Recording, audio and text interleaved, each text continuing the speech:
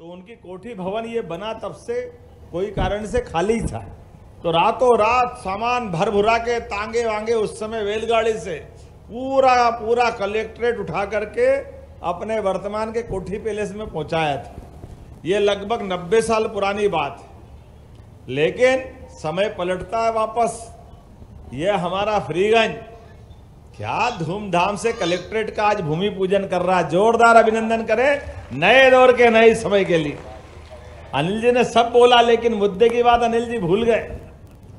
सतीश जी, अनिल जी, अब अपने को विधानसभा में फार्म भरना है तो वहां पैदल पैदल दूर जाने की जरूरत नहीं पड़ेगी, घर के पास ही फार्म भरे।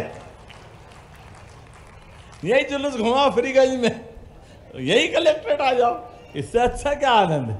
ये भी तो ये कलेक्ट्रेट का हमने को लाभ मिलेगा कि नहीं मिलेगा। सबको टेंशन पालते, यहाँ से जाएंगे कैसे जाएंगे, भीड़ कैसे ले जाएंगे, कहाँ जाएंगे कैसे जाएंगे, कहीं जरूरत नहीं झंझट की, घूमते घामते।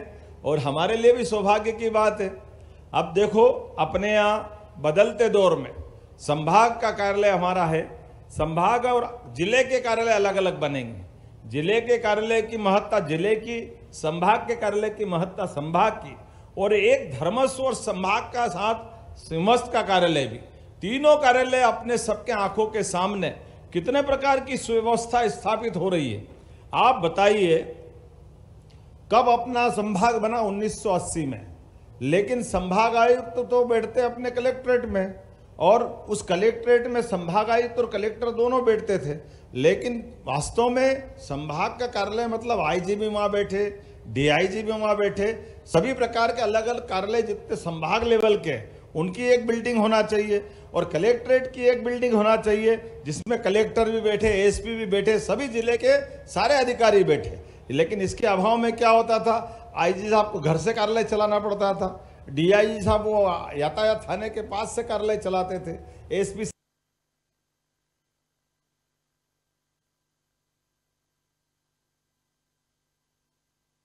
जी भूल गए।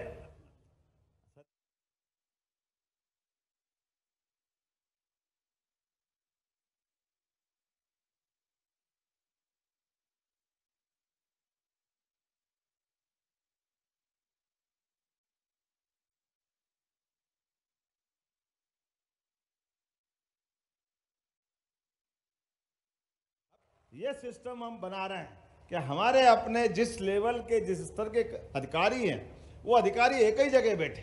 और इससे अच्छी बात क्या है, यहाँ इसी माधवनगर थाना था पुराना, यहाँ पुलिस कॉलोनी थी हमारी।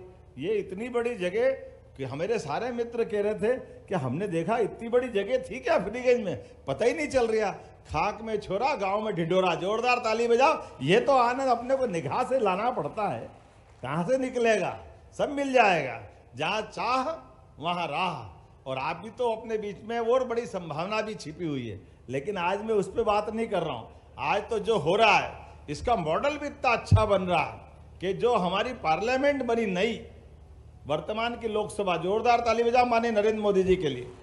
श्रीमान नरेंद्र मोदी जी के नेतृत्व में आज़ादी के पहले अंग्रेजों के ज़माने की पार्लियामेंट हमारे सामने, जब अपने आज़ादी के बाद के प्रतिमान चाहिए, हमको मान सम्मान के साथ निगाह चाहिए, तो हमारी अपनी पार्लियामेंट होना चाहिए। नहीं तो अंग्रेज कह देंगे हमारी बनाई बिल्डिंग में तो आप लोकसभा चला रहो। कितना टाइम चला गया, कांग्रेस के लोगों को सूझ नहीं पड़ी, और मोदी जी ने इतने कम टाइम में कितना बदलाव कर दिया। अपनी खुद की लोकसभा और वहीं पे पास में सभी व्यवस्था के लिए अब नया अपने हिसाब से सारे अधिकारियों के भवन, पीएम हाउस से लेकर के उपराष्ट्रपति भवन तक, तो ये सारे प्रतिमान आप बताओ, आंखों के पट्टी अंग्रेजों के काल से न्याय करेंगे। और न्याय करने में न्याय की देवी की आंख में पट्टी बंधी, हाथ में तराजू पकड़ाई। अब आप बताओ, जिसके हाथ में तराजू है, आंख में पट्टी, वो न्याय करेगी कैसे? ये पद्धति तो हमारी हो नहीं सकती है। ये कैसे हो सकती है?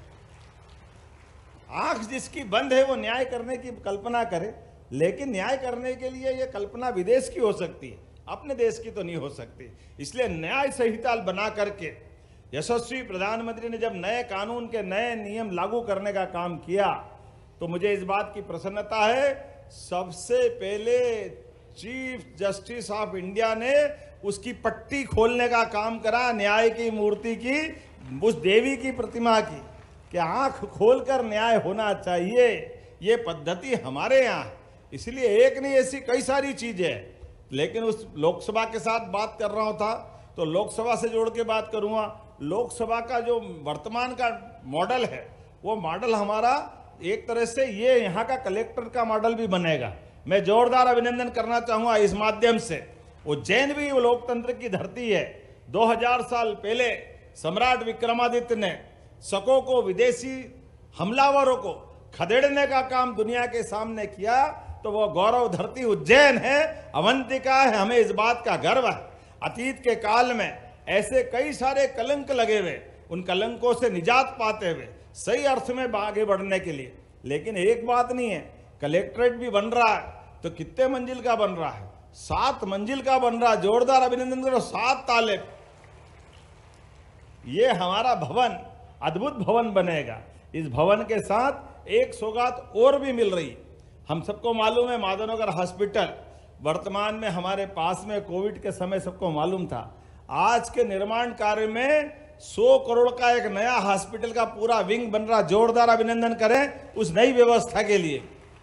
इस बदलाव के साथ आज उससे आगे बढ़ते हुए अलग अलग ब्रिज बन रहे हैं। अब तो छिपराजी पे इतने ब्रिज बनेंगे, 14 ब्रिज बनने वाले हैं। आज अगर मैं ब्रिज की बात कर रहा हूं तो आप अंदाज लगा लो, काल भैरव के पास अभी जो ब्रिज बना है गढ़कालिका के पास वाला, उसके ठीक पास में एक और ब्रिज बनने वाला है। जोरदार अभिनंदन करो। अनिल जी, वो भी उत्तर और घटिया दोनों को मिलाने वाला है। दोनों विधायक जी बैठे हैं, दोनों के लिए जोरदार ताली बजाओ। उधर सामने आपका गांव आ गया, इधर इनका गांव आ गया। कमेंट किनका, अपना कि इनका? और आप इधर वाला का, इधर आपका है और शिप्रा जी बीच में हमारी। चलो कोई बात नहीं, जोरदार ताली बजाओ। दोनों किनारे के बीच में माँ छिपरा जी का किनारा। और एक अकेला वो नहीं, लाल पुल के पास में भी डाउन स्ट्रीम में एक छोटा पुल, बड़े पुल, दोनों के बीच में। अब छोटा पुल डूब जाता तो वो रास्ते ही बंद हो जाता था। वापस एक नया 4 लेन बन रहा है। जोरदार अभिनंदन। छोटे पुल के पास में भी एक ब्रिज सीधा बन रहा। अब छोटा पुल डूबे तो डूबे, कोई बात नहीं, अपन सब तीरते हुए नहीं जाएंगे, बारिश रोड पर से निकल जाएंगे। बड़े पुल के बराबरी का एक नया ब्रिज बनने वाला है, कार्तिक चौक से मिलाते हुए। अब सामने जाने हो सीधे सदावल, बड़नगर रोड, आगे जितनी दूर जाना हो, वो हमारे पास एक नया समानांतर ब्रिज बन जाएगा। इससे आगे बढ़े फिर लाल पुल के पास आ जाओ। लाल पुल के पास भी एक 4 लेन ब्रिज बन रहा है। जोरदार अभिनंदन करो इस बात आने जाने के लिए। और आगे बढ़ो, थोड़ा सा गौघाट के पास चलोगे तो ये जो सीधा सॉलिटेयर होटल के पास से MR10 के आगे से वो कौन सा वाला रोड आ जाएगा, भूल ही गए। कितने सारे रोड बन रहे, कितने ब्रिज बन रहे। जोरदार ताली बजा। एक सावरा खेड़ी के पास से, ये जो जंतर मंतर के पास से होता हुआ एक नया ब्रिज आएगा। और ये आगे जाकर जुड़ेगा कहां से?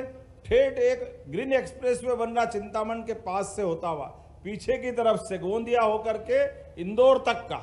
आप बताओ, अपने उज्जैन में आज से 2004 के पहले इंदौर उज्जैन का 2 लेन भी बड़ी मुश्किल से लाले पड़ते थे। लेकिन आपने 2008 में अपनी सरकार के माध्यम से 4 लेन बना था और अब 6 लेन बन रहा। जोरदार अभिनंदन करो। ये 6 लेन जो पुराना है उसको और उन्नत कर रहे हैं और इससे आगे बढ़कर के एक नया पूरा रोड बनने वाला है। एक जैसे अमलतास के पास का आपने बता ही दिया है। और मेट्रोपॉलिटन सिटी तो बन ही रही है, बन गई कानून के हिसाब से। जोरदार अभिनंदन करो। आप सब महानगर की श्रेणी में आ गए।